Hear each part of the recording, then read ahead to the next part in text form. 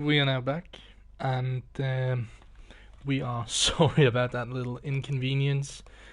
We mixed up the hours and minutes when you have to select the what do you call the duration of the session.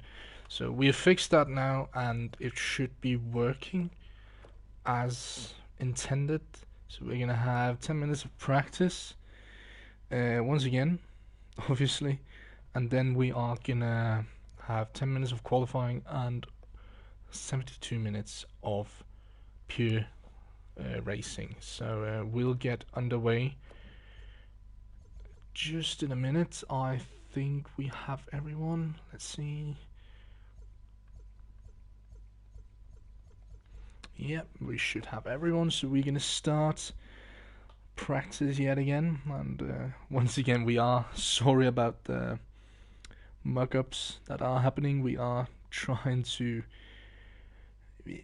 do our best to do what we can to avoid these kinds of things. We are delayed a little bit, it seems, but luckily this race is not so much longer than what the Formula 1 races used to be, so that is pretty much alright, it seems.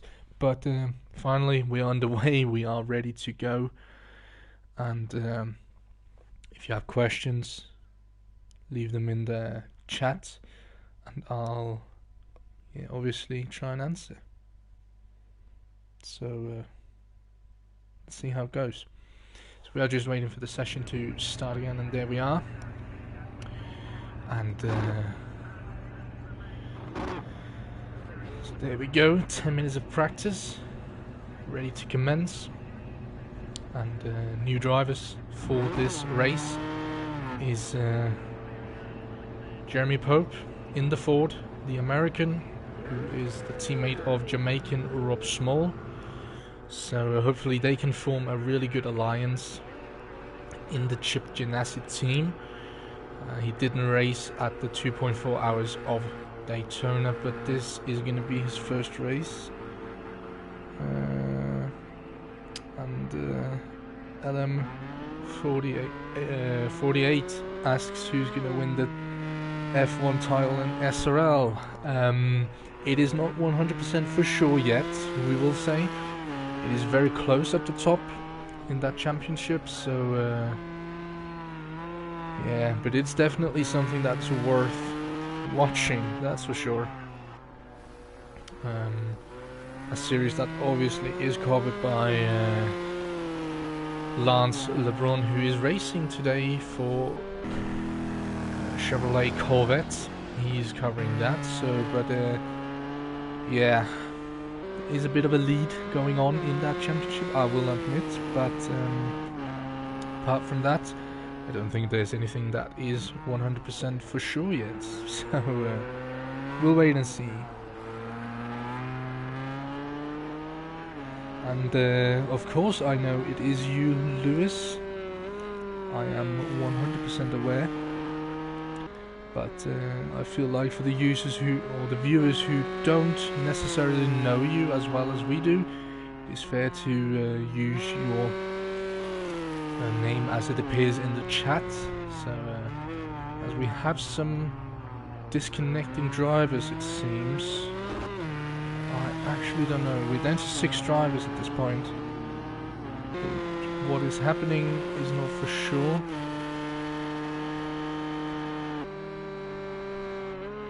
Let's see who has left.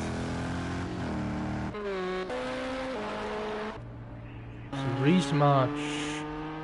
No, it's not Reese March, it's Dion Stahl, and Tim Venting is no longer in.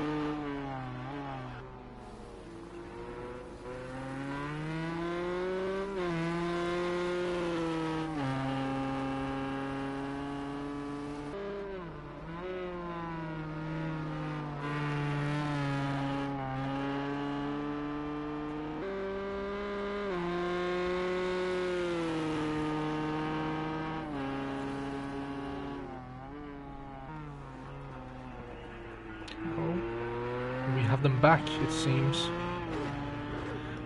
little bit of a confusion here. I don't exactly know what's happening, but there might be a little bit of lag.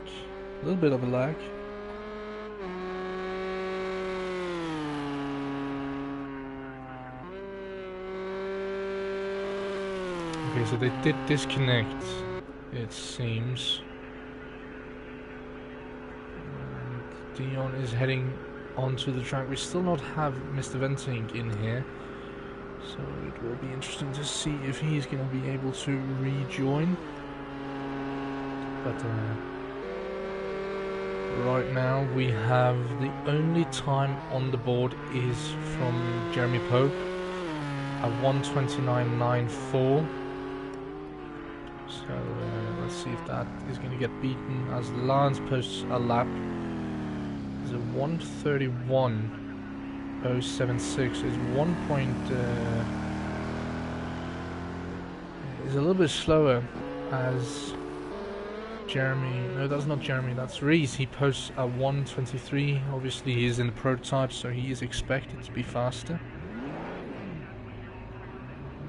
And he hits the barrier there, so he is in the pits again. It seems Sandro heading onto the racetrack. We'll follow Dion here, and he's heading through the S's in the last sector right now, coming up to the last turn. It is a very difficult circuit, this one, so it will be interesting to see whether we're going to have some trouble later on in the race once it comes down to that. But Dion heads into the final turn, or the final section. It is, I believe, one turn, but could be also seen as penultimate turn as he comes across the line to start his lap. Let's see what the Ferrari driver can do. I'm going to follow him throughout this whole lap, so to give you a sense of what the drivers have to battle when they are driving.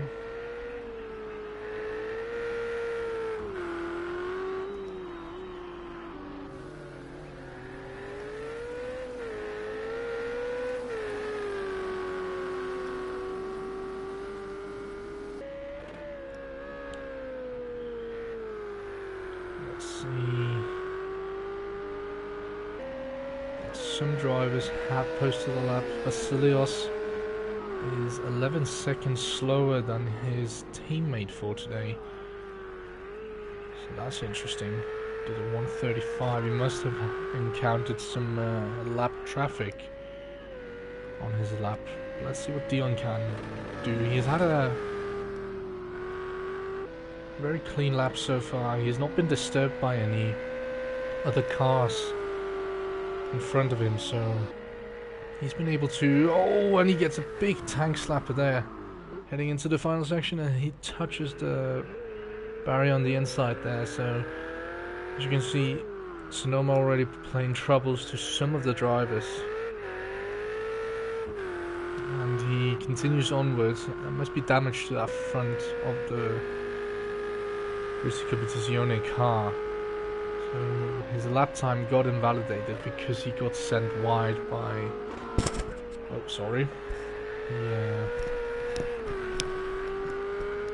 was sent wide into a spin after he touched the outside curb. But it will be interesting to see if he comes in this lap or if he just continues on. So we are going to follow the yellow Corvette of last race winner in the GTE class. It was Lance LeBrun. He made his first racing series debut, full-time racing series debut in SRL 2 weeks ago at Daytona, and he managed to take victory in his class. It looked like a comfortable lead, but then the rain set in and chaos ended up making it quite spicy towards the end of the race. But he did come away with the victory in that class, and he is now leading his classification by 10 points. He has 10 points, and I believe Rob Small, who's in second, he has 8 points. So there's 2 points in gap, but with a point system that is slightly different to what we are used to in Formula 1. We are using the FIA Formula 1 points table as they did back in the 2000s. So victory in class awards you with 10 points, second gets 8, then third gets 6 points, and then fourth is 5 points, then it is fifth gets 4 points, and sixth 3, and of course 7th is 2 points, and last points paying position is 8th with a single point. So it is going to be quite difficult to catch up with this point system. It makes it a little bit more tricky to catch up, but also it makes it if someone misses a race, they obviously are going to lose quite a lot of points. So it is interesting with this point system that how it works, but we'll see how it goes. Vasilios currently on top with half a minute to go, a 1:21.5 flat, so that's a really good lap time. Sandro in the Konica Minolta is on a 1:22.7, so he is slightly slower, 1.2 seconds off. Reese March, who is Vasilios' teammate, is on a 1:23.8, so 2.3 seconds slower. Then there's Jeremy Pope, who is on a 1:29, so you can see the difference in the lap times from the prototypes to the GT cars. It is quite significant, and it is going to be interesting to see how qualifying goes. Practice time has run out, so we have 1 minute left for drivers to complete their current lap. And I think we're going to watch Sandro go across the line. What's it going to be? It's going to be... He's not going to improve his time, so he's not going to have time to go on to another lap. So we're going to follow Jeremy, also coming across the line in just a second. So let's see. So on the 1:29 now, what's going to be? So 1:29.02, so he improves his time slightly. We have Lance. He might not make it around to post this lap time, but it will be interesting to see nevertheless. He's on a 1:29.7, so he's only 7/10 off the class leader at this moment. So practice session is done. It is Vasilios, Sandro and Reese leading the pack. Those are the prototype cars. Then we have Jeremy Pope coming in for the first race in his SRL career, leading the GT pack from Lance LeBrun, Rob Small and Dion Stahl. So we'll be back when qualifying happens.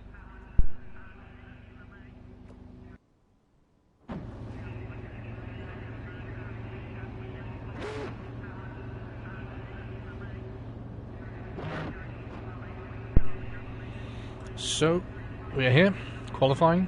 It's going to happen. Let's see what happens. As I believe, yeah, the prototypes are going to be looking to try and get a quick lap in before the GT cars come out on track. And as Lance says in the chat that he is struggling with the rear tire temperatures.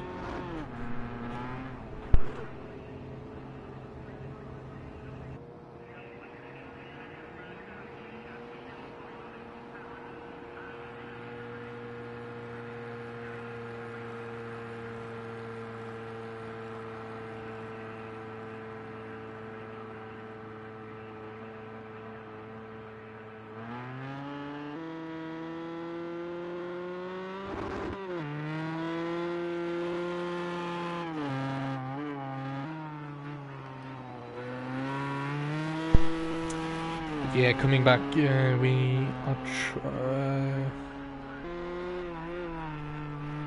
yeah, I don't know. We'll see what happens, but yeah, Lance complaining about the rear tires. Obviously, it is a thing that you need to get working. As you can see, he's working his tires from the moment that he gets going already. So coming out of the pits, he's working his tires. I suspect on his outlap, he is going to be absolutely trying to blast heat into those tires. But who is on a lap right now? I actually don't know. I think we may have Jeremy Pope on a flying lap right now. Could be. I am not 100% sure. He might be the first guy to go onto a flying lap, but I could be wrong. It's a little bit difficult keeping up with these guys, obviously, but see. And yeah, I think he might be the first one to come across the line for a timed lap. As Lance is going to get caught here by Dion. Yeah. We see Competizione, Lance on his outlap, obviously, so don't want to get into the way of Dion there.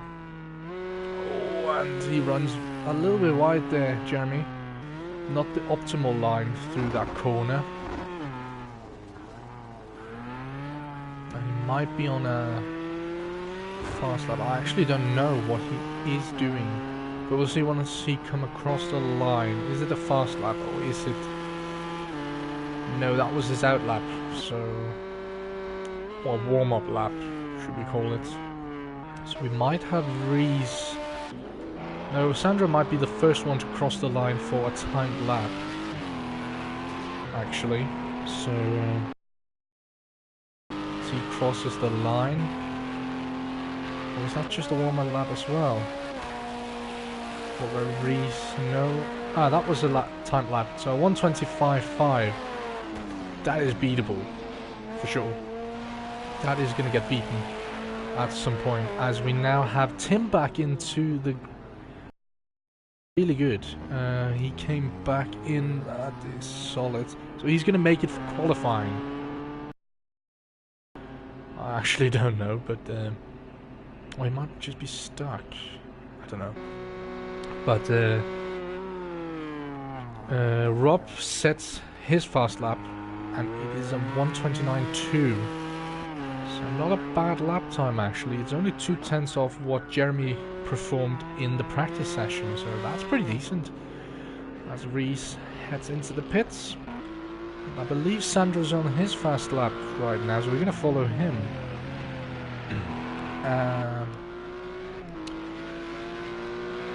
Let's see what he's able to do.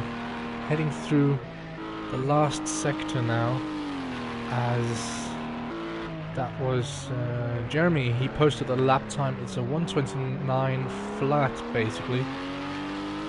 So has recaptured his performance level of practice. What is Sandra going to do here? I think he might have invalidated his lap time there, and on the lap. Because his time does not pop up, so yeah, he might have invalidated, but we'll keep a close eye on that, as Dion has posted our lap. It's a 1:30. Now the lap times are starting to come in. It's the GT people that are setting the lap times right now. They are somewhat of somewhere in the distance of 1 second slower than the two up front, the two Fords. So it looks like, as it is right now... Oh!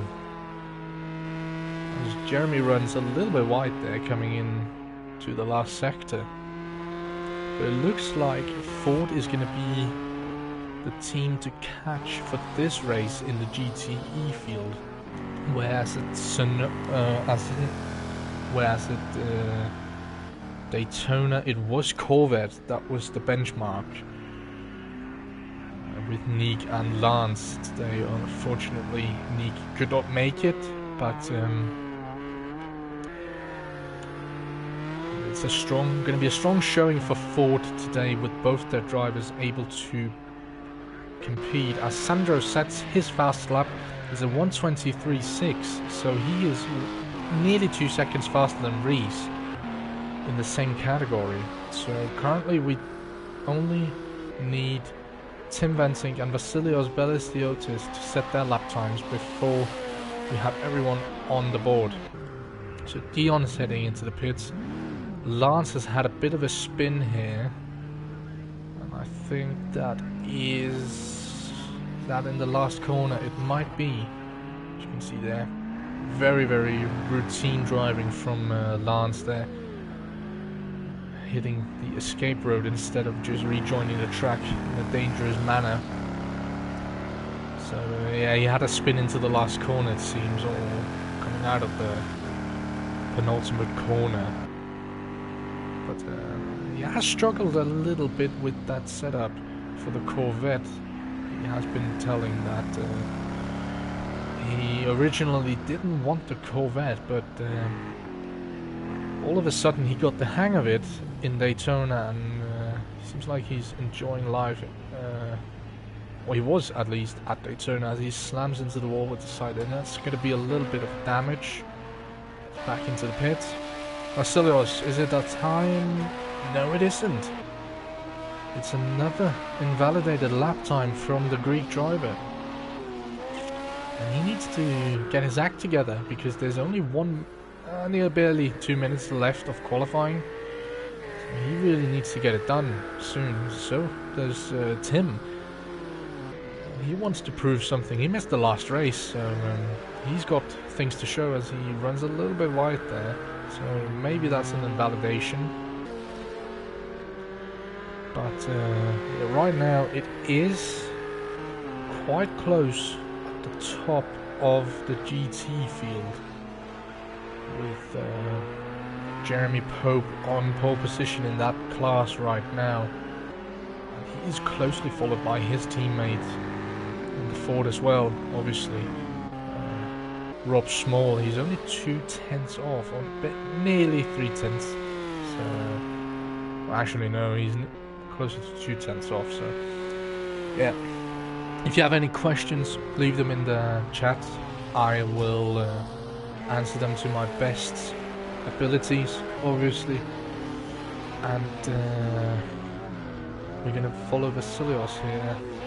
Hopefully, he taps the wall there. He might not have invalidated. Could possibly not have. Let's see, what's it going to be? It's still no lap time from Vasilios. Now, he is on his final lap right now, I think. He could well and truly be on his final lap. So he needs to make this count, otherwise he's going to start dead last in the prototype field. And he's going to have to make his way through the field once we get the race started. So far we haven't seen anything that could lead to anything. It's not run wide anywhere. 70 seconds left. So this is the middle sector that I am suspecting he's going to be running a little bit wide somewhere, maybe into that corner. He's kept it clean there. So let's see, he's heading through the SS. He's coming up to a lap car right now, so that could prove trouble. He's kept it clean so far. I actually don't know. Yeah, that's Jeremy Pope in front of him. So either Jeremy needs to get out of the way or pick up his pace, because Vasilios, nah, he doesn't catch him. He might actually get a little bit of a slipstream down towards the... Well, let's see. It's been a clean lap. And what was that? I did not see that. It's pole for the Greek driver. So, Vasilios, on the last lap in qualifying, able to post pole position in the prototype class. And he was 1/10 faster than his teammate Reese March. And they are followed by Sandro Doulis in the Konica Minolta, who was 8/10 off. What a qualifying session. GTE field, it's close. It's really close. It is going to be Jeremy Pope on his pole position #1 in SRL in his first race, followed by his teammate, who is Rob Small. Then we have Dion Stahl in the Risi Competizione. So a really good showing there. And Lance LeBrun in the Corvette splitting the two Ferrari drivers, as Tim Ventink did not post a lap time. And yeah, so that's a little bit unfortunate. But we'll see what goes on once we go into the race. So here we go.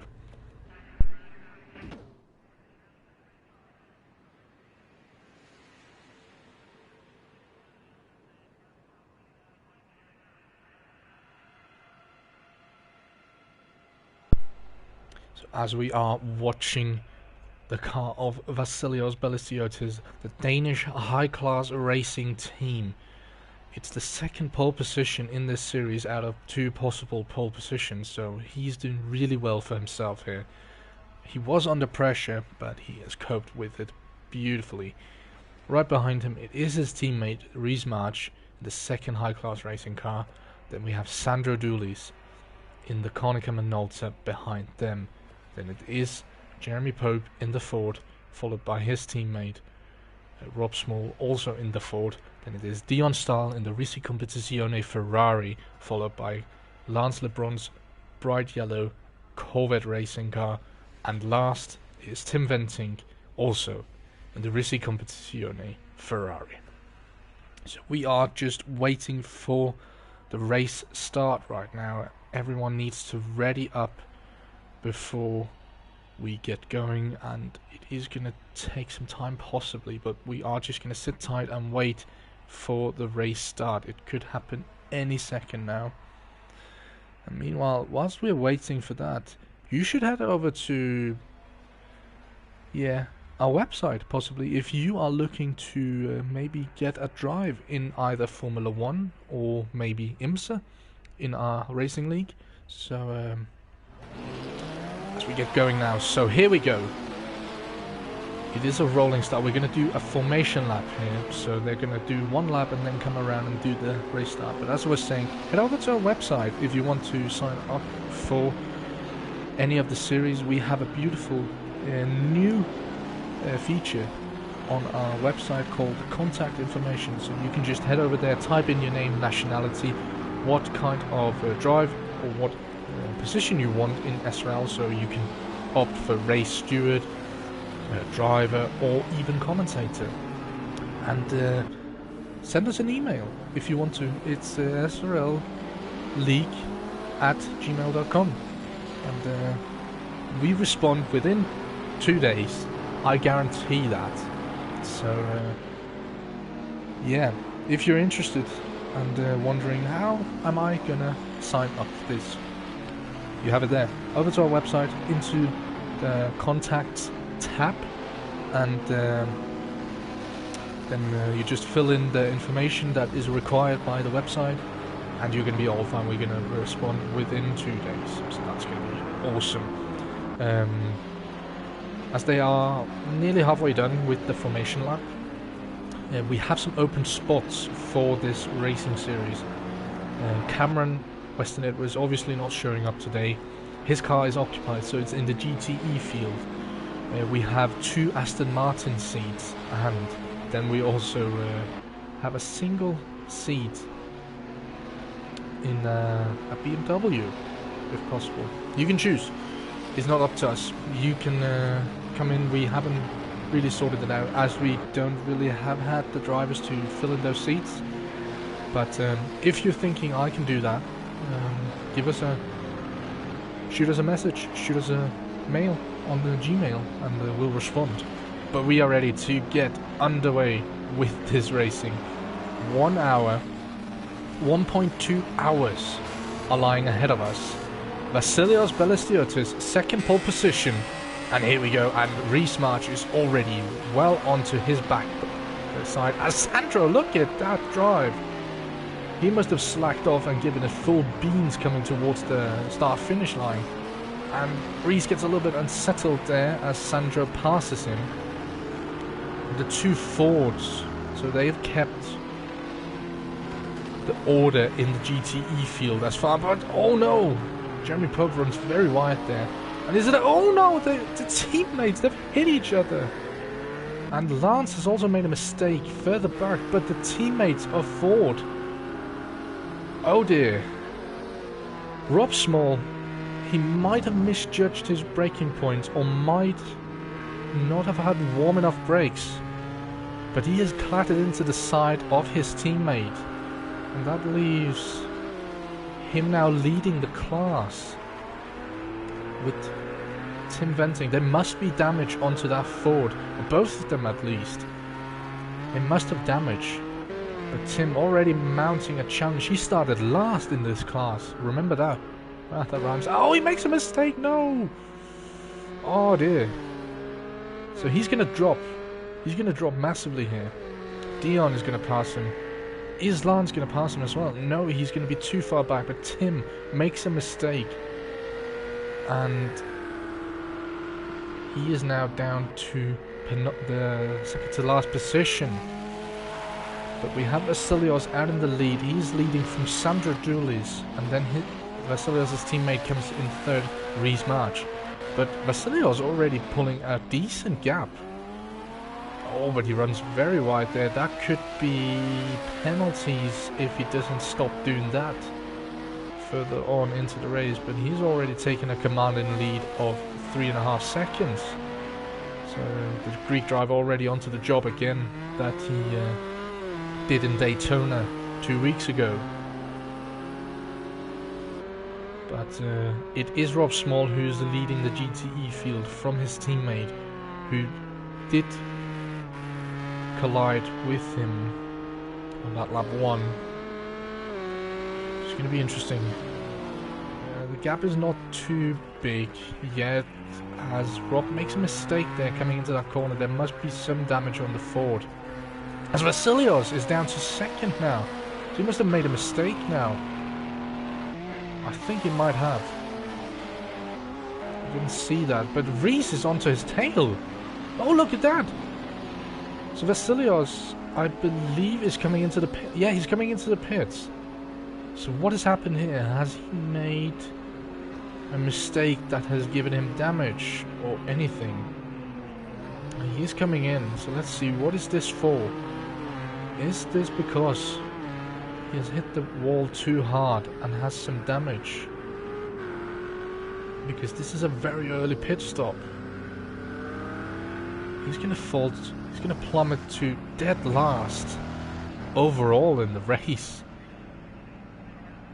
Oh my goodness. And it must be because he has some damage. He is stationary quite long. So let's see what happens. But Sandro takes the lead away from Vasilios after Vasilios made a huge mistake, it seems. He's followed by the other high-class racing of Reese March. Vasilios has got it going again, so there was damage onto that prototype car. But that leaves him with a lot of catching up to do. He is nearly a minute down on the leading car, which is Sandro. Now he's going to have no trouble catching up to the GTE cars. But the question is if he's going to have the speed to catch up to his teammate and to Sandro in the end. But that will be left to be seen. We are just following Rob Small, a third overall. It's a really, really strong showing from Ford. Almost kind of like when they came back into IMSA. Oh, he's made a mistake there. He's spun the car around. Too much throttle coming out of the last corner, and that means Jeremy Pope has taken back the lead in the GTE field. And Dion has also closed up to Rob. With, oh no, he's hit the inside pit wall. And there is definitely some damage to that Ford. That's going to be stationary for quite some time once he comes into the pits. He's hit the outside wall there. And look at the Ford. Oh dear. It's pulling to one side. I heavily suspect, yeah, it's pulling like crazy, it seems. Try and jump on board with him. See if his steering input has to be different. It's difficult to tell from this. So he's going into corners, but he's having to apply quite a lot of steering lock. And there is some damage to that Ford, it looks like. So Lance is just waiting to pounce, and he might do that now, taking the inside line, but Rob is going to give him a little bit of a fight there, not giving up easy the Jamaican driver. But he is going to have to come into the pits, it seems, because that Ford is in no shape. I would believe he had a quite hefty impact with that wall. He does not dare to run.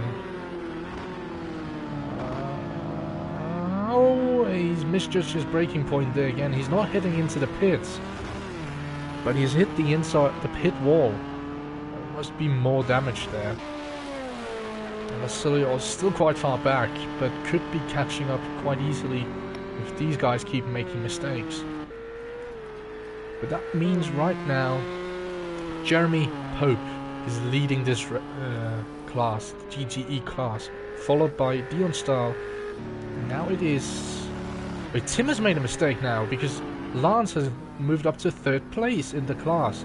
So Tim has made a mistake somewhere, because he was 3rd in the class. And he's now behind Rob Small. So there is quite a lot of things going on here in this starting hour of the race. Or the starting minutes of the race, I should say. But surprisingly, Rob Small has not lost touch with Lance by any means. But it looks like he's having to be a little bit more cautious on the brakes. He might have some suspension damage that prevents him from smashing the brakes when he comes into corners. So that could prove tricky later on. Tim is on the backside of oh, Lance makes a mistake. We just caught that. Running into the gravel there on the outside, coming out of the S's. And he is smashed into the inside barrier. He decides to continue onwards. Vasilios has now caught the Corvette.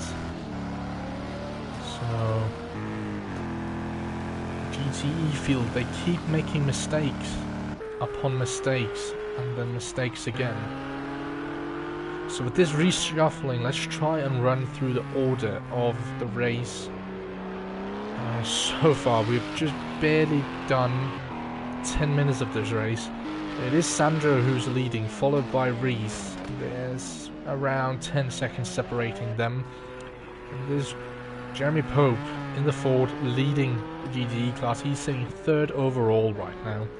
He's followed by Dion Stahl in the Risi Competizione. And is Rob Small in the other Ford, followed by Tim Venting in the other Ferrari. It is Lance LeBrun right now, but it should not be for long, as here comes Vasilios. This is for position. He goes clean around the outside. You see the grip and the downforce difference in the prototypes compared to the GT cars there. So that's one position gained from Vasilios. Oh, and Tim runs very wide there. He keeps it very, very nicely on the track. So that's really nice.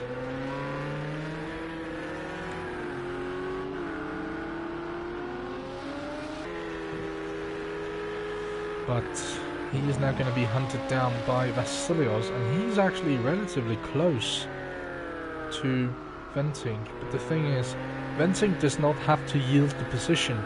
It is for position, so he does not have to move out of the way. It's not blue flags or anything. And hopefully he can use it to his advantage, that Vasilios is trying to overtake these guys. He could let Vasilios go easy and gamble on Rob putting up a fight, and then sneak by once Vasilios tries to make a move on Rob. But let's see. it doesn't make it difficult for Vasilios. Vasilios is up into P6 overall. He's going to have to pass Rob Small as the next car. Let's see. He's going to have a huge difference in speed coming into this section of the track, as this is downforce dependent. And Rob, he does not give up. But I think that is positions traded. Rob runs very wide there, but it doesn't hamper him. He doesn't spin, so that's really good car control from Rob. As Tim has spun. So, very difficult corner, this one. This is the penultimate corner, I think it is. People are just carrying too much speed into the corner, running wide, and then spinning because applying too much throttle. And that's Sandro. So Sandro is already lapping people at this point. He's lapped Tim Venting, and he's coming up to lap Lance now. So making his way further ahead. And he has lapped Lance at this point. So it will be... No, he hasn't. I'm sorry about that. He's coming up to lap the Corvette. So this is going to be interesting. Because these, unlike Formula 1, these cars are not similar paced. So the car getting lapped, you cannot just keep up with the car who is lapping to try and overtake the next car that the lapping car is trying to lap, if that makes sense. These cars are different significantly in pace, as Lance gets very beautifully out of the way there, and we are going to follow here. Vasilios late on the brakes. He has overtaken Dion Stahl. He taps the tyre barrier there on the inside, but he's up into fourth now. So good job by the Greek driver. We are nearly 15 minutes into this race, and I don't know if we could expect something, but we'll see what happens. But so far it's been a really good race. Sandro has completed, he's on to his 10th lap right now, so we are going to have to cover quite the amount of laps here. We're going to cover almost 70 laps. It's going to be in the 60s, I expect, so yeah, 1/6, maybe, I don't know. We leave the guesswork to later, when weather might have a say in the party.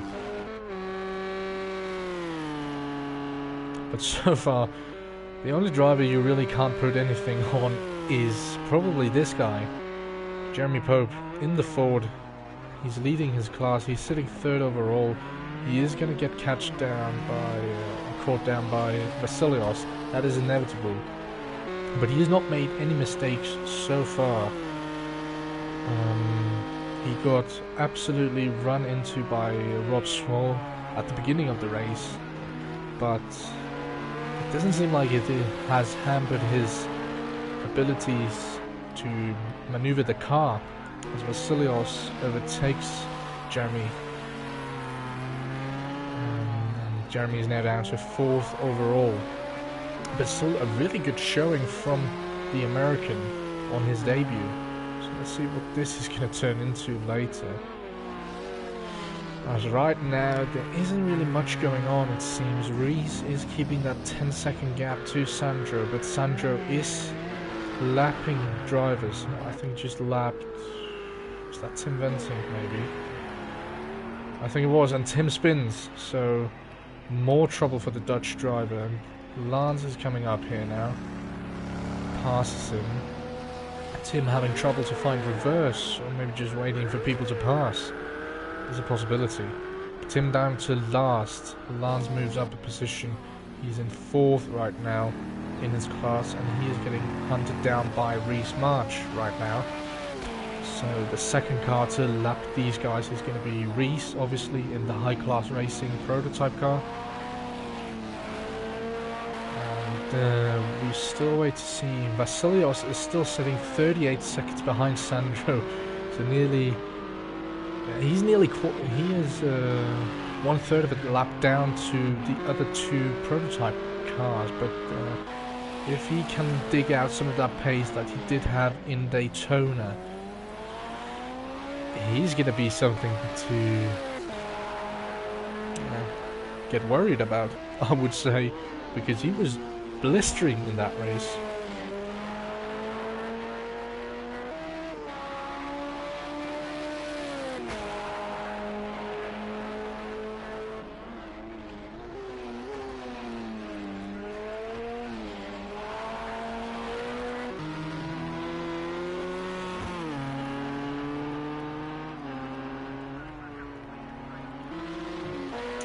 There might be...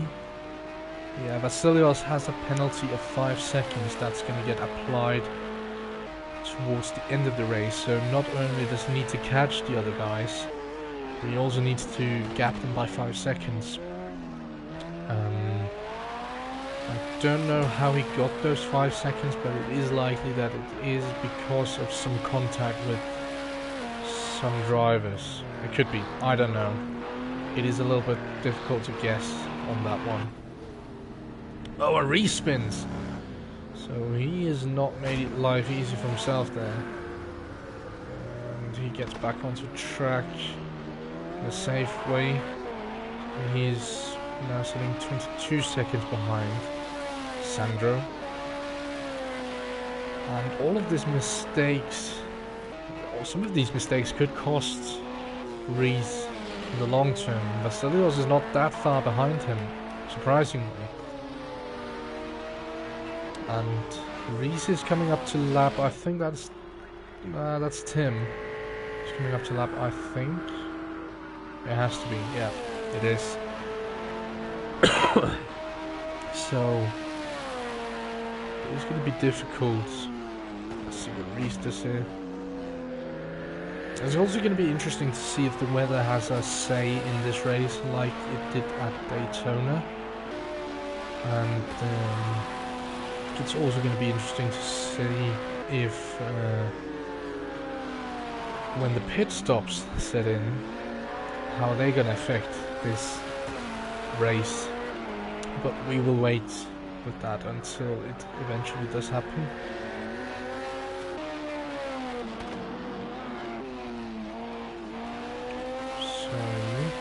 And Lance heads into the pits. He is the first one to make a scheduled pit stop, I believe.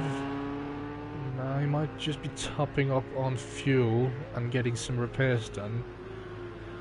It's not a bad choice, to be honest. Sandro in the commanding lead right now, 25 seconds down to Reese. You gotta say that it's respectful what he's doing. As you can see, Reese, 26 seconds now, the gap to Sandro. He only has a 10 seconds gap to his teammate behind him, which is surprising. Oh, and he runs very wide there, so that's going to cost him another second or so. He did not spin, so that's good. But it's going to cost him another second. Oh, and he runs very wide there into the barrier. That's going to cost him at least 2 or 3 seconds to his teammate. Vasilios can almost see Reese now, so that's going to be interesting towards these guys have to pit as well. So the gap is now around 6.9 seconds. It is coming down slightly. So he is really fast, this guy Vasilios. He's proven it in Formula 1, has proven it in IMSA at Daytona. He's proving it yet again here at Sonoma. So it is a really strong showing from high class. They have a really good driver in him. Oh, Reese has spun yet again. Oh, he has made a mistake. It's the same corner that he spun a couple of laps ago. And that means Vasilios takes second place overall, and that also means second place in the prototype field. As he laps, I think that's Tim, yeah, it is. So the next goal for Vasilios is this man, Sandra Dulis. They were battling in at Daytona 2 weeks ago. Looks like it's going to be a battle here at Sonoma once again. And surprisingly, right now, everything is relatively quiet in the GTE field. Lance having been the only driver who's made a scheduled pit stop at this point. He has 1 minute and 4 seconds up to the next car, which is Tim Venting, who has a gap of 16 seconds to Rob Small. As Tim has some trouble letting, I think that's Reese past. Yeah, it is. Tim runs a little bit wide there. He gets out of the way, but oh, that's so close. That is really close. That was almost a collision there for Tim Venting and Reese March. But yeah. Oh, and Tim spins now. Oh, is that a product of his tyres losing their edge at this point? It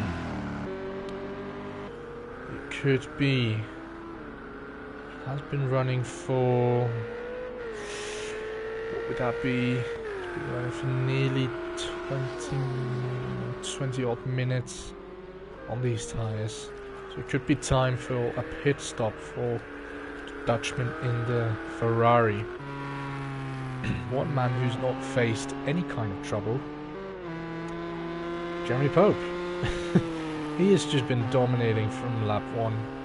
Well, I say that, but he did get turned around, moved down to... Oh, he runs very wide there.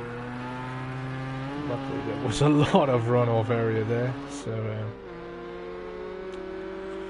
yeah. But he's not really had that much trouble. He got punted by his teammate on lap 1, and ever since that, he's not really faced anything that could be classified as trouble. So, very clean race so far. He runs a little bit wide there. He keeps it on the track. But, yeah, a very strong showing in his debut on in SRL. So, that was really good. Dion Stahl as well has spun a couple of times, but he still has not really made any major mistakes, I would say. He's been really good. Oh no! And what has happened here? Rob Small is running his Ford without a rear wing now. And that's definitely going to cost him a pit stop. And I think he might just have... Has he actually just made a pit stop? He might have. He's going to have to make another pit stop if that is the case. He's coming into the pits now. He has no rear wing. So he's going to experience quite a loss in downforce. And we have Tim Venting. He has 9... he's going to pull past Rob. And Rob comes into the pits to get those repairs done.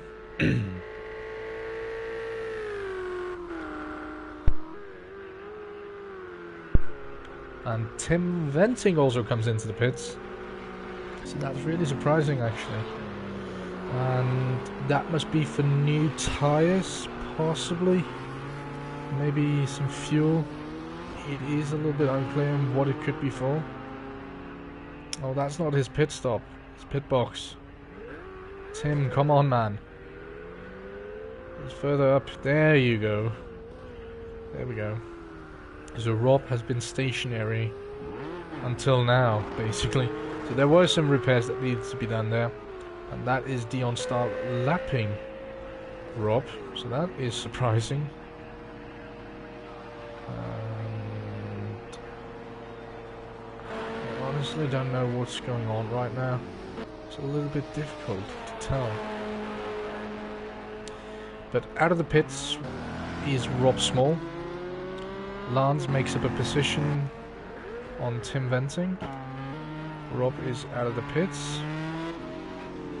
And that must be Vasilla. No, that is Reese March lapping Lance. So it is a little bit of a mixed match right now, the order. I'm not really sure how things are right now, but we will see. We have 49 minutes left of racing, so there is a bit of a break in the action right now, so if you need to go and grab something to drink, if you're watching this and you need something to drink, you need something to eat, I would probably say that now is the time to do that, because there is not really any action going on. Weather has not decided to show up, so it seems, but we could be surprised later on, but yeah, there's not really much going on, so we're just gonna sit by and we're gonna watch as Rob gets his braking point a little bit wrong there into the final corner. But we're just gonna, I think we're gonna jump on board with Vasilios actually in the cockpit. So I'm gonna shut up once he comes around the final corner. We're gonna take a lap with the Greek number 3. So might as well just jump on board. I'm gonna be quiet and you can enjoy a lap with Vasilios.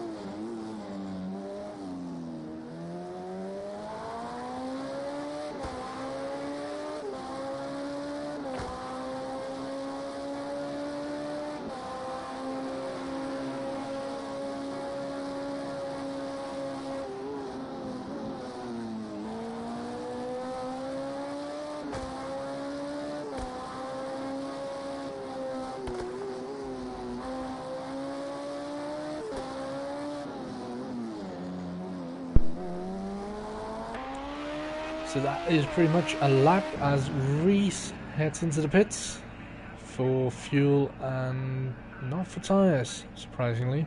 So maybe just get some damage fixed, I suppose.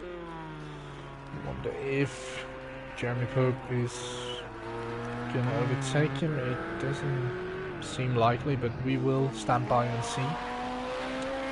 And we didn't really talk about this, but when we saw Vasilios overtaking Reese, the gap to the leader was 38 seconds.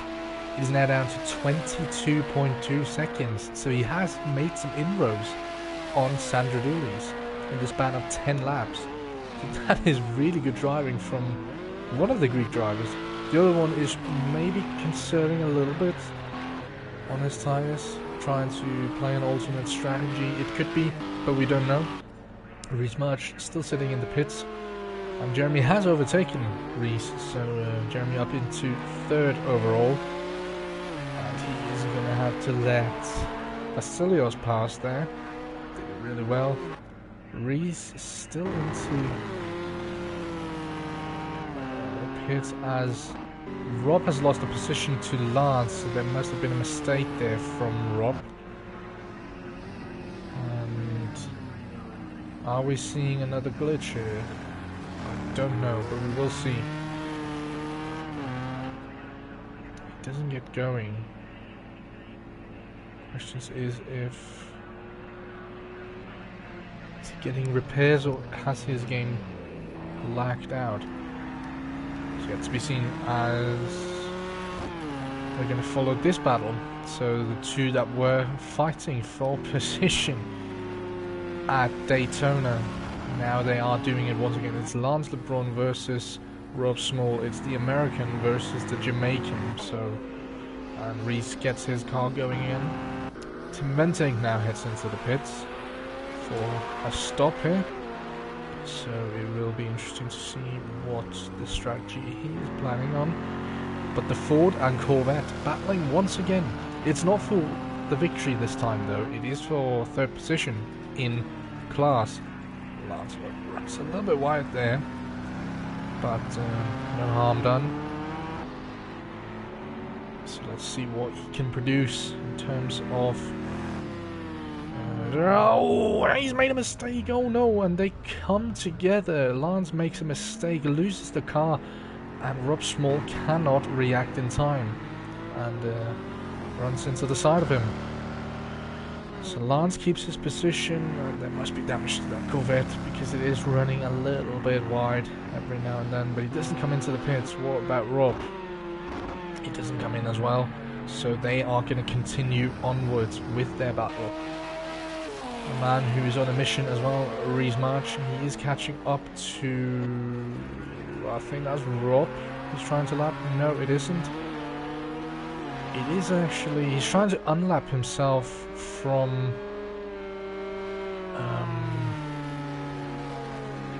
Jeremy, it seems. So Reese is actually a lap down on Jeremy Pope right now. So that's surprising. Jeremy doesn't have to give him any space here, but he decides to avoid a huge crash. So that is proper driving from Jeremy. Lance and Rob are still gunning it for third place. The gap now from Vasilios to Sandro is down to 10 seconds. So there must have been a mistake from Sandro somewhere, because you wouldn't gain that much time by just pure skill, at least not for to pay some respect to Sandro. He is not that bad of a driver. He is a very skilled driver, and I don't believe on pure pace that Vasilios would be able to close down that many seconds in such a short amount of time. We've only done 2 laps and he's caught down roughly 10 seconds. Oh, and we have lost someone. So has there been a retirement, or was that a... oh no. So we have lost... it seems like we've lost Lance and... who was the other one? Tim, it seems like. To disconnection. I honestly don't know what's going on. We're gonna find out as Rob runs wide to let Sandro pass there. Gap is now down to 6 seconds. So really running Sandro to his absolute maximum, Vasilios is doing.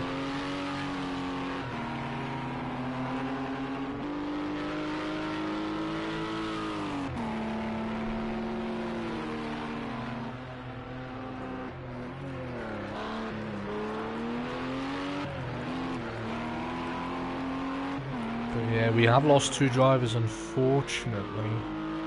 They are still going to be classified with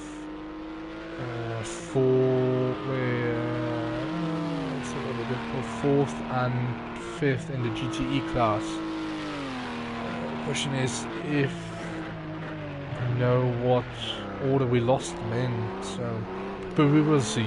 We will come back to that once we have answers. We soon will have a fight on our hand. And who's this putting up a fight? It is Rob. But Vasilios, 5 seconds now to Sandro. There could be a battle coming up soon.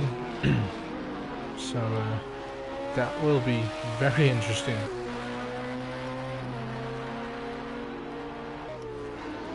It's down to 4 seconds now. Is Sandro running low on fuel? Possibly. Is he trying to get a one stop to work here by boxing halfway through? Could be an interesting tactic, but obviously Vasilios, he has to make another pit stop.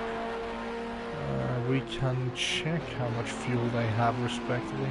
So Vasilios only has 18 liters left. And Sandro, yeah, he's on 17 litres. So there are a difference in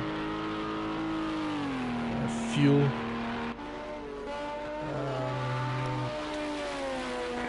I don't know, to be honest. Sandro is probably going to run another couple of laps, maybe another 5 or 7 laps, 5 to 7 laps left, and then he's going to be in for his pit stop. Probably the same with Vasilios, to be honest, but it is unclear. We obviously don't know the strategy. Reese, no, that's not Reese. That is sorry. That is Jeremy. He's getting unlapped a second time now. So Reese must have made a mistake that put him back behind Jeremy again. Interesting. But Reese still has to make that one lap back on Dion and Jeremy to, yeah.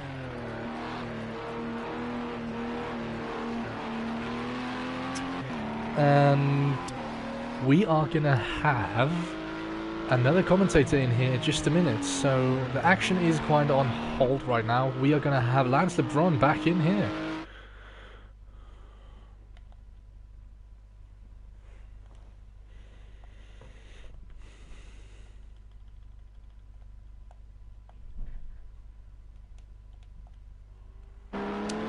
So, invite has been sent to Lance to join,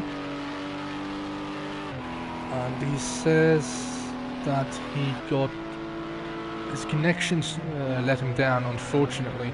I suppose the same with Tim Venting, and we have him in the party now. Lance, what's happening? Well, we honestly don't know. I don't know either. I've never actually been kicked from an online session in Project Cars 2. It's a first for me. And I was finally come to grips with the car and wasn't trying to push it. Yeah. Looks like we got ourselves a battle here for the lead LMP2. Certainly. But, connection-wise, it has been troublesome in both races, both 2.4 hours of Daytona, where it unfortunately let I think it was Dion down whilst he boxed. He got kicked, so he was stuck in the pits, and now it's let you and Tim down.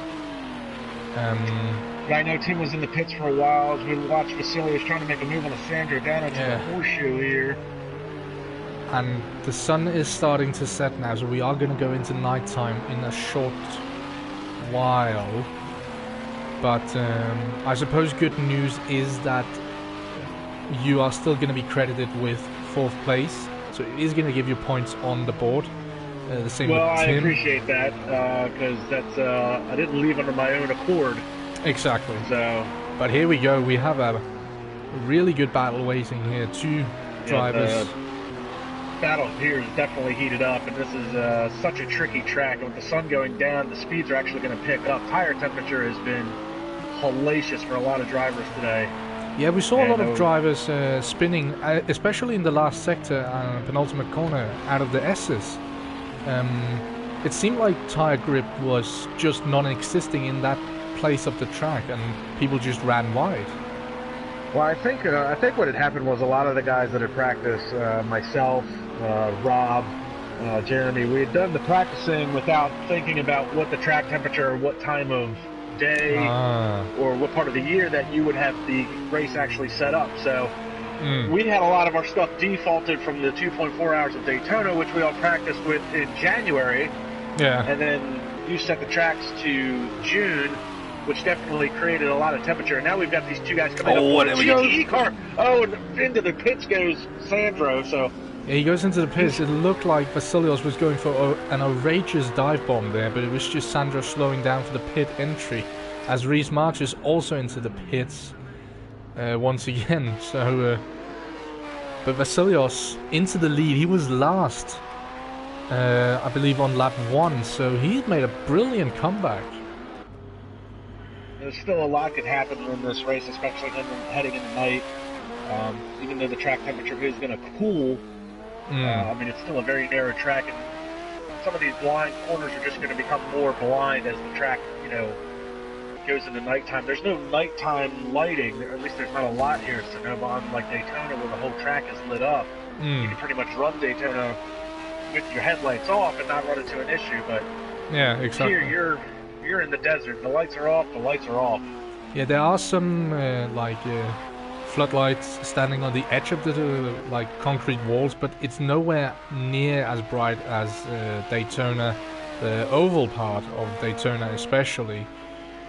And it is going to prove tricky possibly for some drivers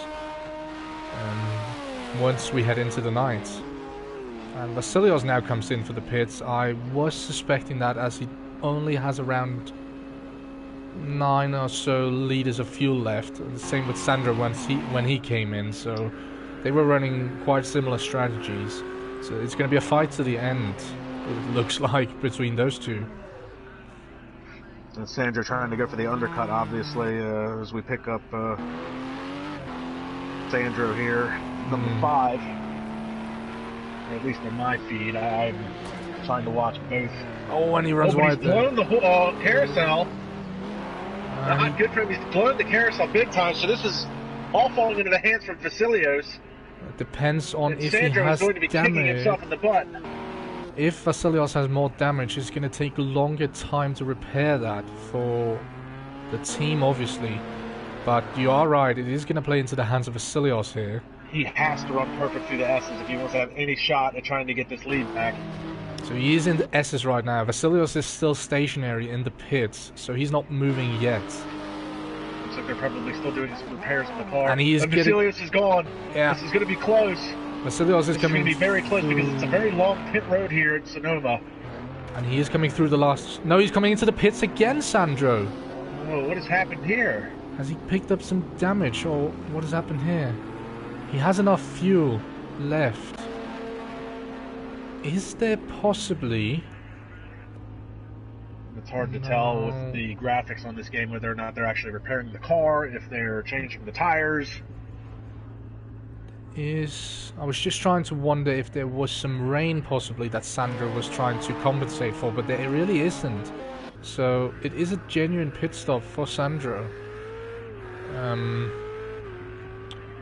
Yeah, it must be back to back. I wonder if he must have picked up some damage. It looks like it must have, because he is stationary, and as we can see, there's no refueling. And he gets going again. There was no refueling. There was no change of tires. That usually means that there is some damage that's getting repaired. So that's unfortunate for him. It seems like that is going to be the race pretty much slipping through his fingers once again, just like in at Daytona, where he had some troubles also in the pits, where he had to run several times through the pits. But this time in a different manner, obviously. He may also have the issue where he hasn't set his game to switch the tires, so he has to try and force that manually, and he may not have a button set up for that. So it could be the pitting in this game is very tricky. It's not like Gran Turismo Sport, you know, where you basically, the car goes into the pits and you get to just pick randomly. Yeah, I want to put on hards, I want to put on mediums. Like, this game requires you to make that pit strategy call before you head into the pits. And it looks like that might have been Reese off into the grass again. Yeah, he's running dead last, both in his class and overall, so not really a good day for him here at Sonoma. But yeah, as you say, the pitting in this game, it is very complicated compared to the likes of, as you said, Gran Turismo, but also compared to Formula 1, where it is relatively simple in Formula 1, where you just tick off the things you want on your heads-up display and just call your engineer for box now. And basically, well, the benefit from the Formula 1 thing is that you pick your pit strategy before the race, obviously, but if you happen to pit before your standard pit stop, they still switch the tires out for you. In this game, you have, like, if you're going to pit before your set up pit stop, they're not going to change the tires. So again, you have to make that change, manually, and it's really hard on a track like Sonoma because you don't have a long straightaway to try and play with the heads-up display to make sure that you get that. Vasilius almost blew that corner and slammed into the wall. Looks like he might have caught that tire barrier on the left side corner there. Yeah, he was very close to slamming into the back concrete wall on the side there. But as you say, yeah, it is a very difficult game to call for pits. Well, not call for pit, that's Rob in front of Vasilios, and he's missing the front end of his Ford. Oh yeah, he is. That's some major damage for Rob Small there in the Ford GT. Him and Vasilios came together earlier in the race, unfortunately at the S's, and I was right behind Rob when it happened. Yeah. And very weird scenario. I mean, it's hard to get around some of these cars, but to me it looked like Rob had enough. He had left enough room for Vasilios, and Vasilios didn't make the corner in time. So, but it is things that could happen because you have two drivers. As Vasilios is slowing down, what is he doing? He's definitely off the pace. Does he have some? He could have some suspension damage, possibly from maybe clattering into a barrier or something that we didn't catch. Because he's slowed down a little bit. He's not heading into the pits, so it's not something that's worth pitting for. Well, like I said, coming out of this corner here, there's that slight dogleg left-hander. There's an inside tire barrier, and I think he might have clipped that, and that's what pushed him into almost to that Jersey wall last time. So yeah, he may have some suspension damage. But it seems like it is workable right now for him. And the only driver that is under a minute behind him, so. And Rob heads into the pits now, but the only driver that really hasn't endured any problems really that was at his fault is actually Jeremy Pope, who's running third overall and first in his class. He had it coming. Jeremy is he's a pretty much masterclass driver when it comes to the sports cars. Yeah, and he had it coming together with his teammate. I think it was on lap 1 or something, heading into, I don't know where it was, but they definitely tagged each other. But ever since that was turn 5 where he's at now, is where they came together on turn 1. Yeah, it could have been a remarkable recovery from that.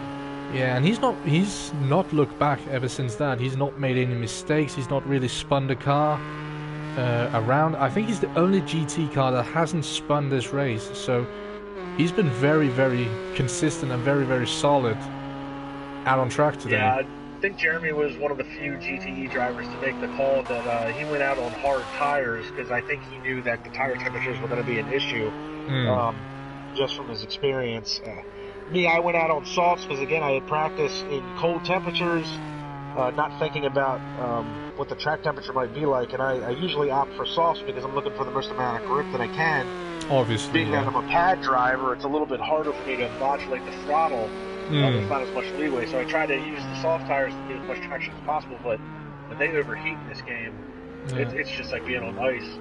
But he is coming into the pits now, Jeremy, and he has also been going pretty long. I think this is his first stop, possibly. I could be wrong. Good long first stint. He's mistaken Reese March's pit box there for his own, I think. Oh no, it's the other way around. Reese is the one that mixed it up. Yeah, Reese has mixed up the pit boxes. There he goes. I love the glitchiness of this game. It's ridiculous. So, and this is also a new thing for this series, that we are seeing people obviously having to do manual boxing, drive into the pit box manually. And sometimes people get confused very easily, as we saw there. And also, as we saw in Daytona, some people unfortunately missing their pit box because they made the call too late, or just don't make the call. I was one of those drivers. I tried to pit, and I made the call very late in the lap, and by the time I hit pit road, my guys weren't even out on the track yet, or out on pit road, so I had blown that. I mean, it's a nice aspect to have in the game. I mean, Project Cars 2, I wish so bad, like, this game is just lacking a few, like, tutorials to, like, really make itself set apart. Like, they would tell you to watch out for things like that, as opposed to learning on the fly. This game could be so much better than what it is. but it is a hard learning curve for this game. Like, you experience it the difficult way. When you pit, you have to look out. You have to make the call early, otherwise there is a risk you could miss your pit box.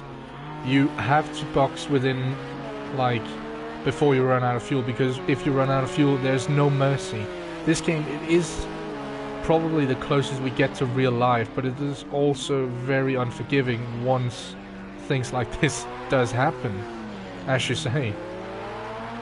And this is exactly how Rob and Vasilios came together, was at that corner going into the S's. Rob had left ample room, and oh, look at that. He's finally got a nose back on his car, but that car is banged up bad. It looked like crumpled to tinfoil on that side of that car, so...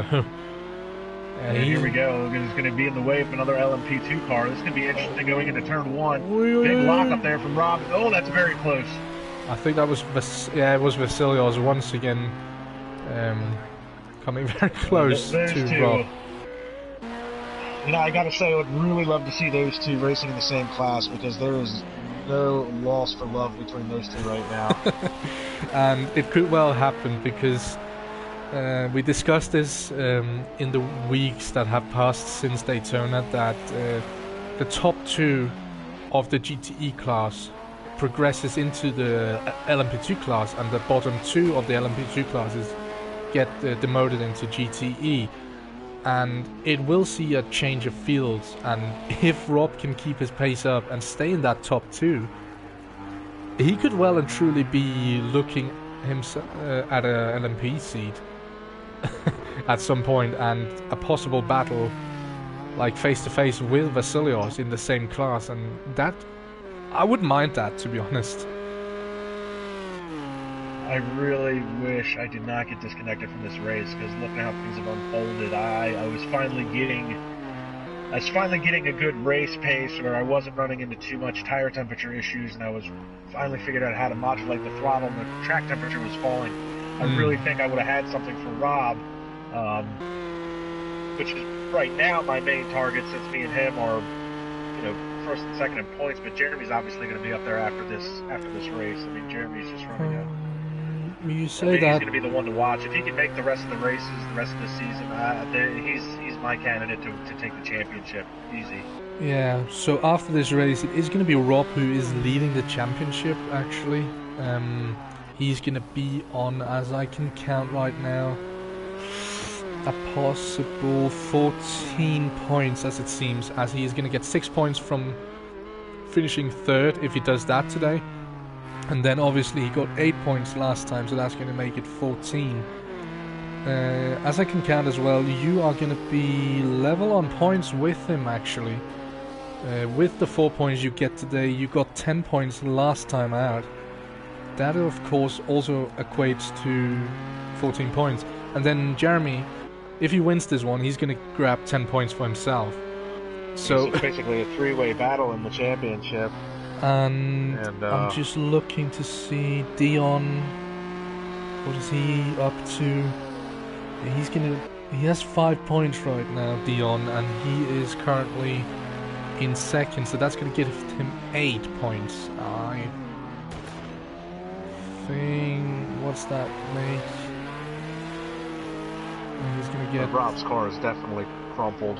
Yeah. I know this race has not gone the way that he has wanted to, but I mean, considering the, I mean, it's a salvage job is basically what it is. He's just needs to finish out the last 20 minutes here.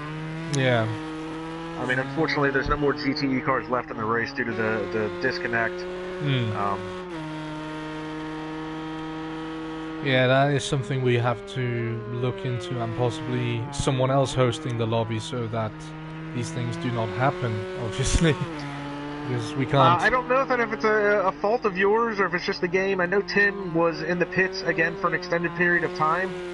I don't know if he had retired from the race or if he was just in there for repairs. But I know last time out when we were at Daytona, Ryan was in the pits for an extended period of time, and I think he retired from the race. And it seems to glitch the lobby if somebody retires in the pits for whatever reason, because was in the pits at Daytona for, 50 laps, But that and we didn't have an issue. that ended up being that wasn't a disconnect actually. It was because of his mapping to the wheel kind of reset itself, so he was left out, and it was actually happening just as he came into the pits, or when he had to call for pits.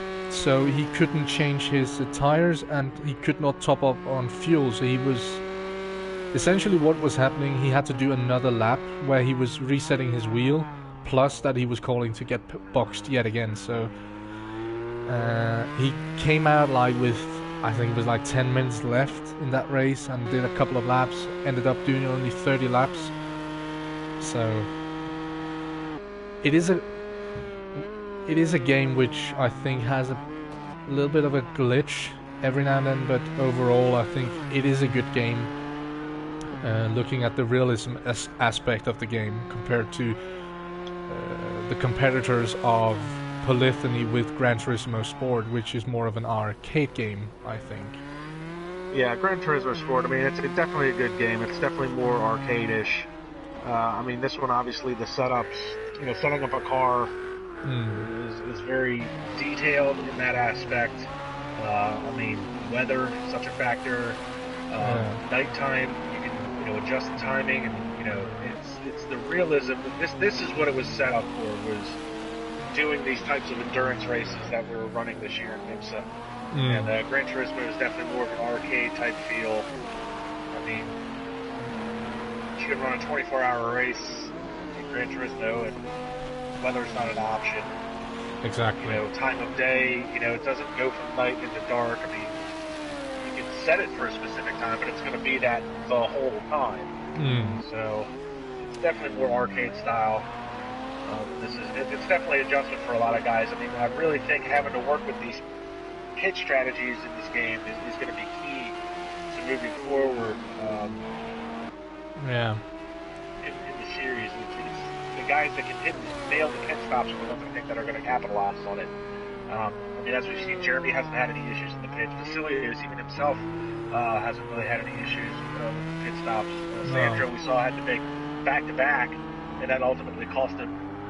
It could be because, that could be down to him just possibly making a mistake out on track. It doesn't necessarily have to be related to the pit stop that he did before, but I think it has to do with, you have to get this under your skin. You have to learn it before you actually fully understand it. The same with the setups in Formula 1 and Gran Turismo. It's a little bit more simplified, whereas here, as you say, there is page after page after page where you can just mix and match your setup, and it's for the hardcore racer, and for, I would say, either very serious career mode players, or league. Jeremy there does blow the S's. He still didn't hit anything. He at least keeps it together, so. But this is the time that I was speaking that it's dark.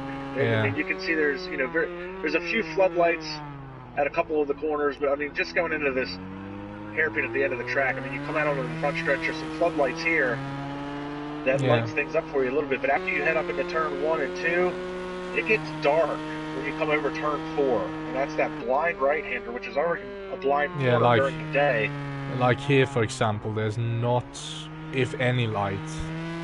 So that's turn 2, and then you head down in here into turn 3, and you get this one little light here, and then coming to the top of this hill, that's it. I mean, it's already a blind corner, and it's even harder in the dark. Yeah, and so it is very difficult. Down here through the infield section, through the carousel, you can see here it's like a street light, every couple hundred feet. Yeah, and it is very dependent on the car's own headlights, this track. And we have Rob in the pits once again. I don't know if he's happy when this race is over. Yeah, I probably think so. There's 15 minutes left as we speak from now on, so the race has gone by, I say, faster than the last one, obviously, because it's half the distance, half the time, but it has gone by in a flash, it seems like, and it will be interesting to see what happens from now on and until like the end of the season, because Well, I know for myself, I will definitely be paying more attention to when the race will be held month-wise within the game itself. I'll definitely be paying more attention to track temperature. I mean, obviously it was very late in the going when I finally got a grip on how the car was handling. From the track temperature, I found a way to keep the tires from overheating. And as soon as I get that going, unfortunately, I get kicked from the session, but so, which is too bad. Like I said, I really think I would have had something for Rob, and unfortunately, it looks like he's run into some more issues anyway. So, I mean, picking up another spot definitely would have helped me in the championship. Yeah, it would have put you. Props to Jeremy you for running a stellar race. Yeah, and I think like he needs these points, as we discussed earlier, that if he finishes in third in class, he's going to get those 6 points, which is going to put him equal on points with you, getting fourth, obviously. So it is crucial that he continues and completes this race for his own point standings, as it is quite difficult to catch up unless the driver you're trying to catch up in the standings misses a race or something like that. So yeah, it is very difficult to like do anything pretty much. Yeah, and that's the I mean, you're using the old Formula One style point system, so I mean 10 points can be massive. You know, that's a big swing in comparison to, finishing, last, where you might get 2 or 1 points depending on the car count. So that's a big swing. And but also discussing in future tracks, the next track that we are actually heading onto is COTA. And for people who don't know what that means, it is Circuit of the Americas, the one that Formula One actually uses. So that is the first track that is going to cross over from Formula One. As we've got some. Oh, there's a little bit of contact there. Ooh. Looks like that would have been Jeremy and possibly Vasilios. No, it's Sandro. It's Sandro. Yeah, it came very close to that. But the first track, and actually the only track that carries over from Formula One to IMSA, is going to be next time out. 1.2 hours of COTA. Then we go to Laguna Seca, which I don't know. Is it? It must be a more difficult track to overtake than this one, since it is a street circuit and it is shorter. Well, no, Laguna Seca is a road course. That's the Mazda Raceway Laguna Seca. It's very similar to Sonoma. It's in the desert. I mean, the backdrop is very similar. A lot of elevation change, very technical, and again, quite narrow and primarily a one-groove track. The street course is Long Beach, is what you're referring to. And that one is it's a track as well. And Long Beach is on the streets of California. And that's going to be, I think, a little difficult as well, because it's narrow. It is a street course, primarily one groove. So COTA is going to be probably COTA and Daytona for all intents and purposes, and Le Mans at the end of the season are going to be the easiest tracks to put in an overtake. To overtake. As we pick up Dion Stahl, second in class, 4th overall. He's done a solid job today as well, I think. Yeah, he's very quietly been running solid all day. He did the same thing back at Daytona. And I just had Rob express his displeasure with Vasilios, the PSN chat. And I suppose that only sparks a possible rivalry. If one of them moves up or down in category, it's going to be one heck of a battle. I can guarantee you that.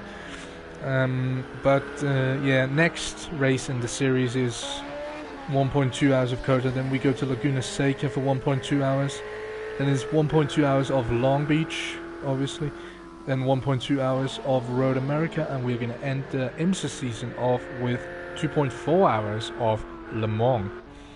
A real classic, if you have to say it. But I think pretty much any of these races that we just mentioned, they are classics, you would say. They really are. I mean, they're all world-renowned tracks.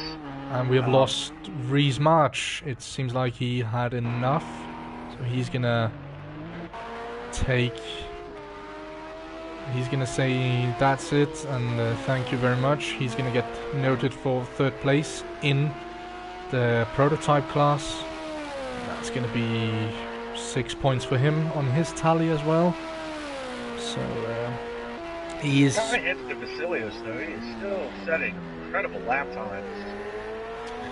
He's basically a lap ahead of Sandro. I mean, he's on the verge of putting him a lap down.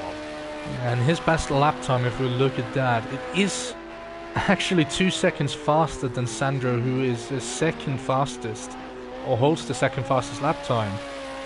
So, yeah, Vasilios, once again, just like in Daytona, he's showing real class and real skill behind the wheel of this prototype car. Yeah, Vasilios is, he, as far as I'm concerned, he is the sim racing world version of Kyle Busch. He is, I'll never take anything away from his abilities behind the wheel. He can drive just about anything. He's very fast. He does lack a little bit of maturity, and his attitude can be very cross sometimes. He's definitely, he does not play well with others, let's say. You very much have to compare him to the likes of Sebastian Vettel in Formula 1, or maybe Fernando Alonso. Would be a good comparison. He is a brilliant driver, but he tends to get very hot-headed when things doesn't go his way, or when he thinks others are just plain out stupid. But I will not take anything away from him as a driver. His ability behind the wheel in some of these games is really impressive, and he can do it with, from what I've seen, he can do it with every kind of car so far. I mean, he obviously does a great job in Formula 1. He's done amazing in LMP2 so far.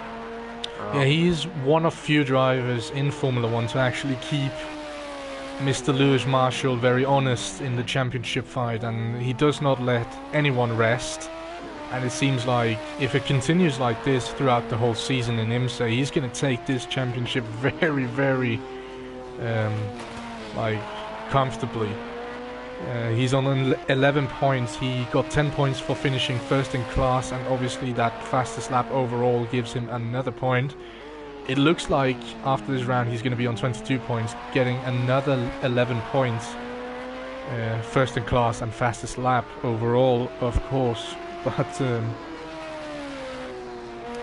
as you say, I think the cool thing though is that if we play with the points and the whole aggregate thing of the LMP2 drivers, the two lowest ones being dropped to GTE, and then obviously GTE, the top two being promoted. I mean, I feel like that gives a lot more incentive for some of these guys. I mean, we saw Reese, duck out. But I think moving forward, if we get a good car count that stays consistent, it's going to give these guys an incentive to try and stick to the whole race to get to maximize your points. I mean, unless you want to be in a GTE car, then do that. But and I know Rob and Jeremy would love to take the championship at GTE and definitely take a whack at the LMP2 cars. And we can say that for this season we are going to have 4 prototype cars or LMP2 cars, and we're gonna have let me count this, 14, that's 10, isn't it? Yeah, 10. No, wait, I need to recount this. Yeah, 10 GTE cars, so 5 teams. Next season is going to be a little bit different. We are going to remove one of the GTE cars and we're going to plot in another prototype car.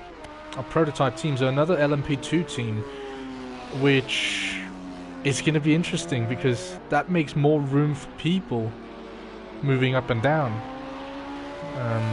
possibly. Yeah, but, I think as we use this first season as a big learning curve for a lot of us, and, even from the admins to the stewards to the drivers. it's a big learning curve for everybody. And I think as we progress through the season, and I think I talked about it a lot last week, but everything that we learned, we're just going to be able to make the second season of this, I think, really come together a lot easier and a lot more smoothly. And I think the second season is just going to be something to really keep an eye on as we continue to use this as a stepping stone to really maximize what we can do with an SRL and an IMSA series. Yeah. So I'm really excited already for season 2, and we're only in the second race of the first season, but yeah, and the 2 Fords here, they need to make up the minds of Jeremy go by. and but it might seem like we are very unexperienced in this field of Project Cars 2, and we can just say yeah we are, but I think the reason why people don't really think we are unexperienced in terms of Formula 1 is because the first 2 seasons of SRL Formula 1 was not recorded for YouTube, it was not streamed on YouTube. And once you came in as a commentator, Lance, for the Formula 1 series, we were already in the 3rd season of that racing series, and we had already had we had troubles in the 1st and 2nd season, and it didn't really show up for the 3rd season. So all of these mistakes were already polished out once we got onto YouTube with live streaming with commentary. That's not the case for this series. You guys have gone through the growing pains really with those first 2 seasons of SRL and now F1, and like you said, by the time I came along and we started streaming, it was already a pretty polished and well-oiled machine, whereas here, unfortunately, we're recording all of our mistakes every week that we make. Yeah. But it's a learning process, and I think for the drivers and the viewers who are interested in it, if you guys just stick with us, it's only going to get better. Every week me and Sam have discussions on what we can do next year, what we can do next race, and again, this is the second round we've done this, and even I didn't even think about it, but like I said, when I practiced in January, and the race is set for June, and that's going to throw the track temperature, a 50-degree swing, a 30-degree swing in California, exactly. So that wreaks havoc on the tires. Now I know that I should probably ask Sam what month or what kind of weather is, not that. Oh, and Vasilius looks like he hit one of the tires. I know Sandra hit one of the tire barriers. But no, it was Vasilius. It was Vasilius, yeah. It looked like.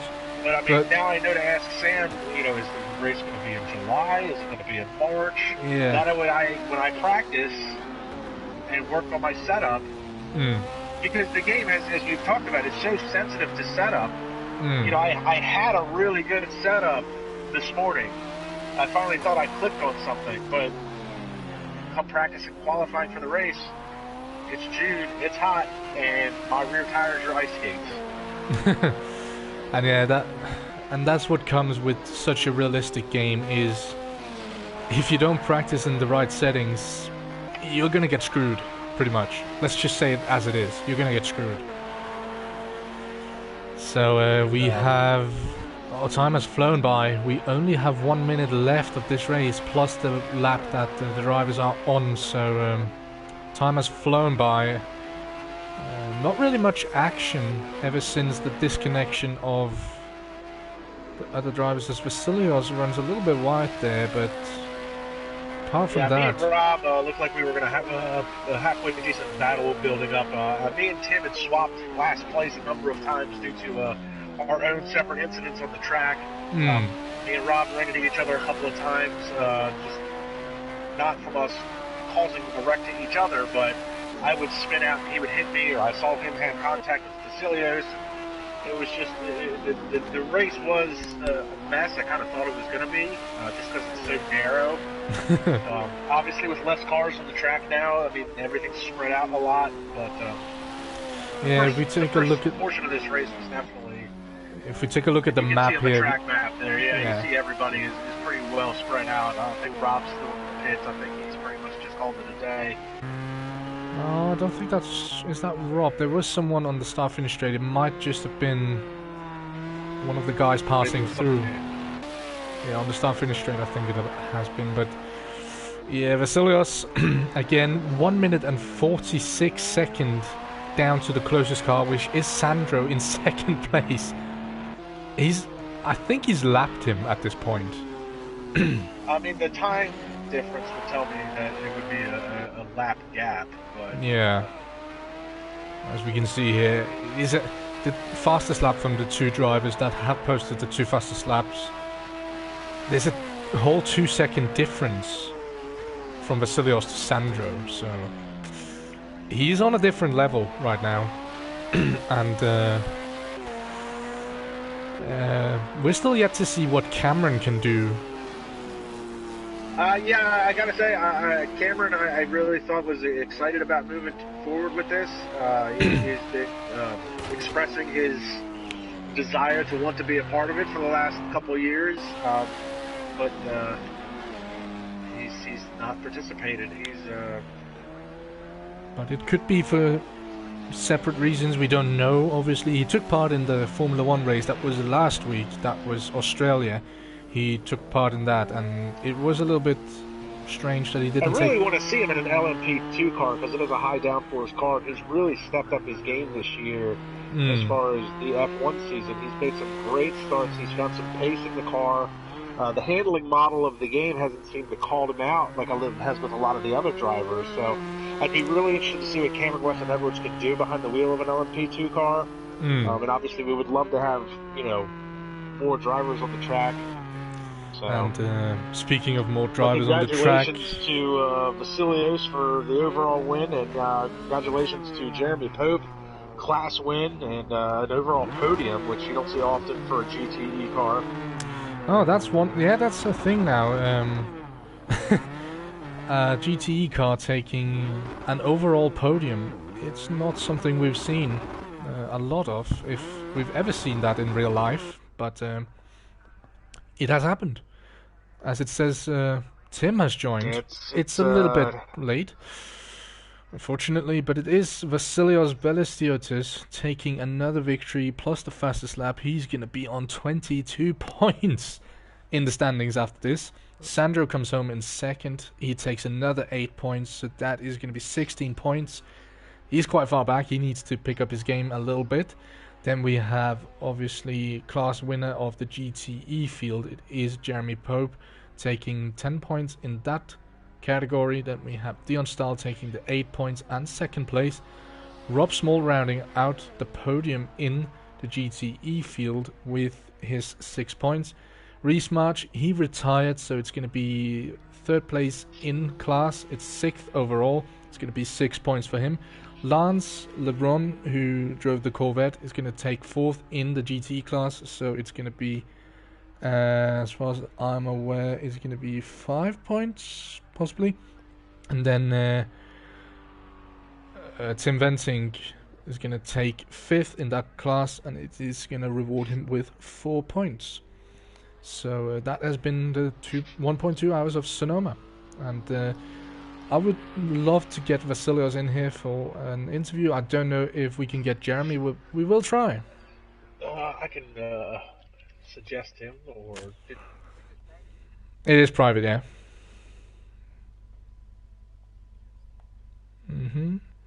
We'll try and get Vasilios in here. That's Brandt. There we are.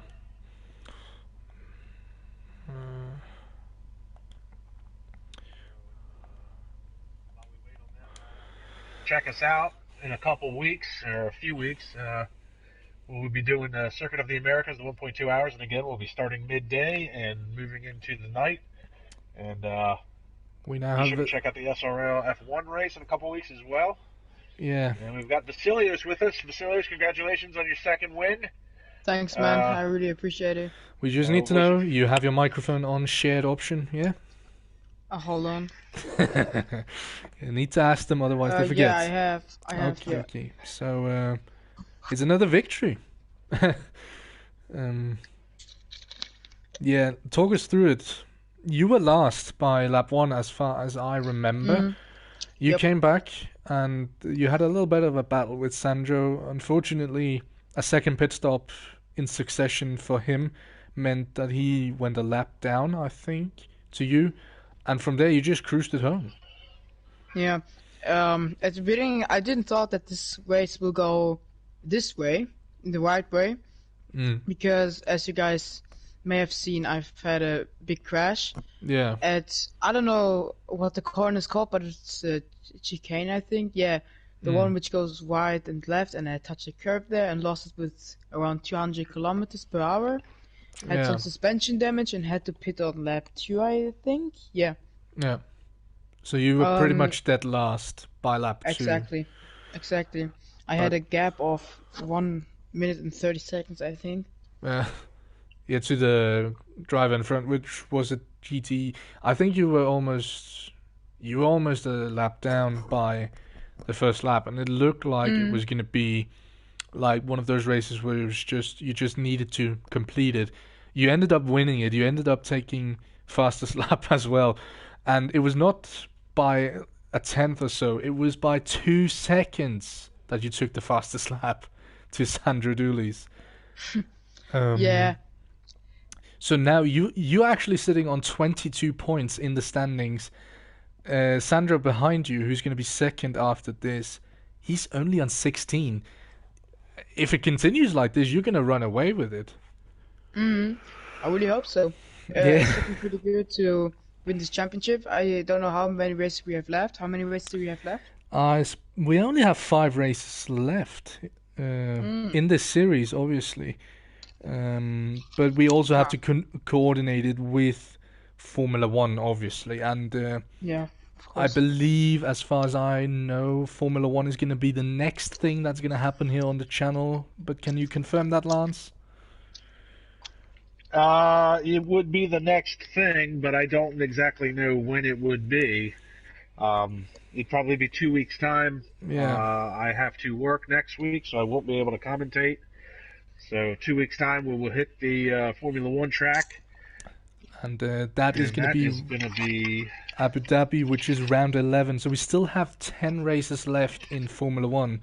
So all in all, we're going to have 16 races left in SRL. We have 5 races left in IMSA, 10 left in Formula 1. And then obviously we have the Indy 500, which is a tradition in SRL, but it's not going to be the last race this season. It is going to be Le Mans, but the penultimate race, obviously, Indy 500. So we have 16 races left to complete, so there's going to be plenty of more action here on the channel up until we do have Jeremy Pope joining us.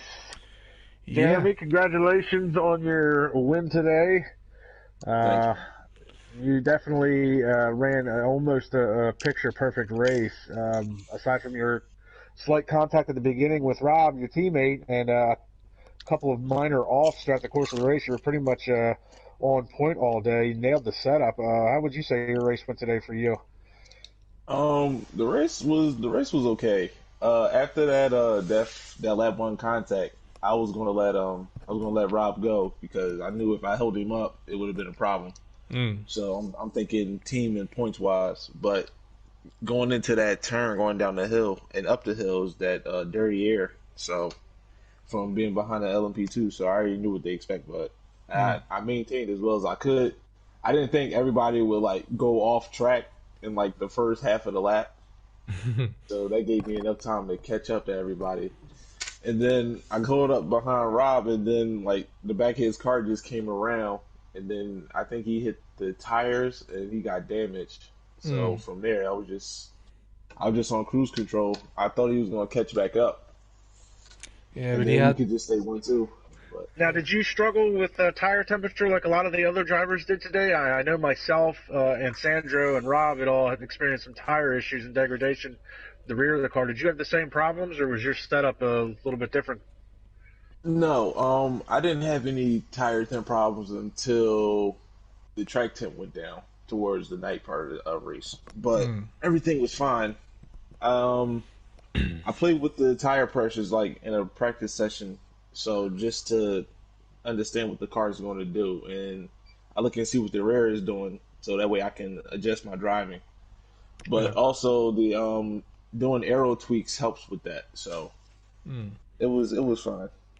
But I must say, apart from that first lap contact, you didn't have any incidents. And if we did have a driver of the day prize, I certainly would be giving it to you, because that was just the cleanest race I've ever seen compared to the other drivers out on track. There wasn't, pretty much everyone apart from you had some kind of incident with either another driver or a wall or something that just came across them and messed up the race.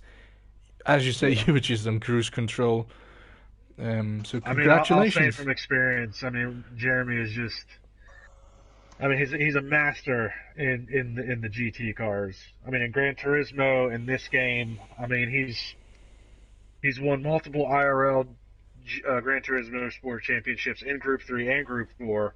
And even though that's now defunct as far as their GTS league, I mean, he's showing it to us here again in SRL and in the IMSA series. You put him in a GT car, you're probably not going to catch him. It's not going to happen. I mean, I even said it before the race. It's just him and Rob. I'll just end up playing catch up with them for the rest of the season. I mean, I lucked out at Daytona because I nailed the setup and it ran amazing in the dry. But I don't think I'll have anything for them for the rest of the season. Maybe Road America, but I doubt that. But the 4 GTs are so fast on the straightaways. But it looks like we're going to have quite a battle in the GTE field, because right now it's the one that's saving this series, because Vasilios is pretty much just running away with everything at the top of LMP class. So it's good to have some battle at least. And with Lance, Jeremy, and Rob, and hopefully also Nick, Dion, and Tim at some point, if they can keep up with you guys. I suppose we're gonna have a really hard fought battle in that GTE field. I feel like.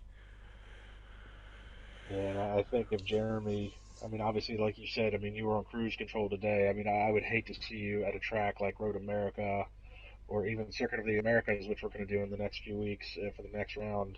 And I'd hate to see you on that track. And you're just going to destroy us. Is how I look at it. Well, honestly, I actually struggle in this game compared to Gran Turismo, but I know there's a few things that I had to play with and switch around for this game, wheel setting wise. But yeah, I do a lot of practice. You know, sometime on like maybe one day just to get a feel for the track in the car, but it just comes from experience. Like I've won an LMP2 championship in another league, so I understand how the overtaking works when you're in GTE and while you're in a top class. So it all comes from experience, man. Again, congratulations, and I certainly look forward to trying catching you at some point in my career. I'm going to start practicing for Coda as soon as this live stream is done. Yeah, man. I'll be right there with you. I'll help you out. So that's pretty much everything from Sonoma here today. It's been a real cracker, let's just say that. It was a fantastic race, even though there were some people that unfortunately lost connection on the way. It was still a good race. It died off towards the end, but it doesn't take away from the fact that it was one hard-fought battle in the mid-race. We're going to have Formula 1 coming up next, as Lance said. It's going to be on the 8th of February, 3 p.m. UK time, 10 a.m. US time. And if you are living in Central Europe, which is just around Germany and Poland, it is going to be 4 p.m., so 16 o'clock. And it is going to be, my co-commentator for today, Lance, who is going to take the lead in that. I'll be doing the full commentating for the F1 races, so be sure to tune in for that. Yeah. And that should be F1. It's the F1 racing in SRL is pretty top notch. And in a few weeks' time, look for us at Circuit of the Americas for the IMSA series. And be sure to like, subscribe, and comment to the SRL YouTube channel. And it'll be a good time. I suppose all what there's left to say is that Lance is going to see you on the 8th of February, and I'm going to see you next time when we head to Kota for the next IMSA round. So from Samuel and, I suppose Lance as well, when he joined me halfway through, have a good day, and yeah, we hope you enjoyed the racing.